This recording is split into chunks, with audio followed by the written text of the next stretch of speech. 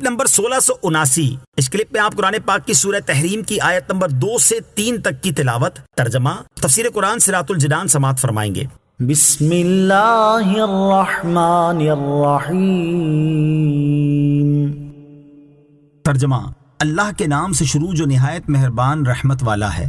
قد فرض اللہ لکم تحلۃ ایمانکم واللہ مولاکم وہو العلیم الحکیم۔ ترجمہ، بے شک اللہ نے تمہارے لیے تمہاری قسموں کا کھولنا مقرر فرما دیا ہے، اور اللہ تمہارا مددگار ہے اور وہی بہت علم والا، بڑا حکمت والا ہے۔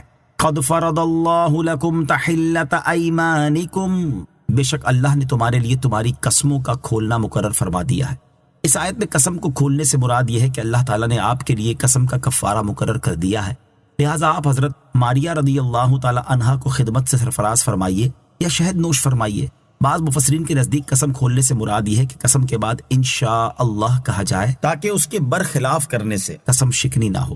حضور اقدس علیہ الصلوۃ والسلام نے کفارہ دیا یا نہیں دیا، اس کے بارے میں مقاتل سے مروی ہے کہ سرکار دو عالم صلی اللہ تعالی علیہ وسلم نے حضرت ماریہ رضی اللہ تعالی عنہا کو اپنے اوپر حرام کرنے کے کفارے میں ایک غلام آزاد کیا، اور حضرت حسن رضی اللہ تعالیٰ عنہ سے مروی ہے کہ حضور پر نور علیہ الصلوۃ والسلام نے کفارہ نہیں دیا کیونکہ آپ مغفور ہیں، جبکہ کفارے کا حکم امت کی تعلیم کے لیے ہے۔ آیت قد فرض اللہ لکم تحلۃ ایمانکم سے حاصل ہونے والی معلومات۔ اس آیت سے 2 باتیں معلوم ہوئی۔ نمبر 1، حلال کو اپنے اوپر حرام کر لینا بھی قسم کی ایک قسم ہے، البتہ اس کے برعکس، یعنی حرام کو اپنے اوپر حلال کر لینا قسم نہیں۔ مثلا یوں کہا جائے کہ اگر میں یہ کروں تو مجھ پر میری بیوی حرام، یہ قسم ہے، اور یوں کہا جائے کہ اگر فلاں کام کروں تو سور کھاؤں، یہ قسم نہیں۔ نمبر 2، قسم کا کفارہ صرف اس دین میں ہے، پچھلی شریعتوں میں یہ نہ تھا، اسی لیے اللہ تعالیٰ نے حضرت ایوب علیہ الصلوۃ والسلام کو کفارے کا حکم نہ دیا، بلکہ قسم پوری کرنے کا حیلہ بتایا کہ اپنی بیوی کو جھاڑو مار دیں۔ واللہ مولاکم، اور اللہ تمہارا مددگار ہے، یعنی اے میرے حبیب اور ان کے گھر والوں، اللہ تعالیٰ تمہارا مددگار ہے، اسی لیے وہ تمہارے گھر کے انتظامات خود فرماتا ہے اور تمہارے گھر کے آداب سکھاتا ہے۔ وہ تمہاری مصلحتوں کا علم رکھنے والا اور اپنے افعال و احکام میں حکمت والا ہے، تو وہ تمہاری طاقت کے مطابق ہی تمہیں کسی کام کا حکم دے گا اور کسی سے منع فرمائے گا۔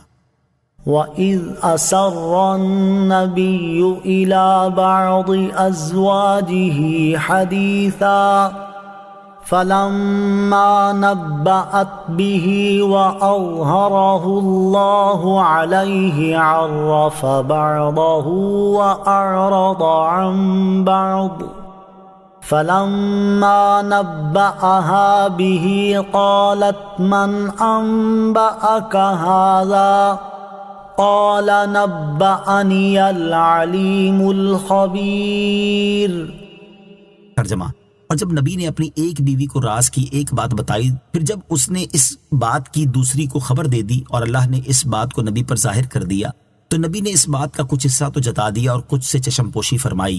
پھر جب نبی نے اس بیوی کو اس کی خبر دی تو اس نے عرض کی، آپ کو کس نے بتایا؟ فرمایا، مجھے بہت علم والے، بہت خبر رکھنے والے نے بتایا۔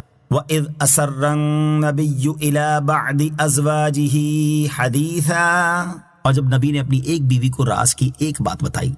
اس آیت میں جو واقعہ بیان کیا گیا اس کا خلاصہ یہ ہے کہ جب نبی کریم علیہ الصلوۃ والسلام نے اپنی زوجہ حضرت حفصہ رضی اللہ تعالی عنہا کو 2 چیزوں پر مشتمل راز کی ایک بات بتائی اور اس کے ساتھ یہ بھی فرما دیا کہ یہ بات کسی کے سامنے ظاہر نہ کرنا، پھر جب حضرت حفصہ رضی اللہ تعالی عنہا نے حضرت عائشہ رضی اللہ تعالی عنہا کو اس بات کی خبر دے دی اور اللہ تعالیٰ نے ان کے عمل کو حضرت جبرائیل علیہ الصلوۃ والسلام کی زبان سے اپنے حبیب علیہ الصلوۃ والسلام پر ظاہر کر دیا، تو آپ علیہ الصلوۃ والسلام نے حضرت حفصہ رضی اللہ تعالی عنہا کے سامنے ان میں سے ایک چیز کا ذکر فرمایا کہ تم نے یہ بات ظاہر کر دی اور دوسری چیز کا ذکر نہ فرمایا۔ یہ شان کریمی تھی کہ گرفت فرمانے میں ایک بات سے چشم پوشی فرمائی۔ پھر جب نبی کریم علیہ الصلوۃ والسلام نے حضرت حفصہ رضی اللہ تعالی عنہا کو اس کی خبر دی تو انہوں نے عرض کی، آپ کو کس نے بتایا؟ ارشاد فرمایا، مجھے علم والے اور خبردار اللہ تعالیٰ نے بتایا ہے جس سے کچھ بھی چھپا نہیں۔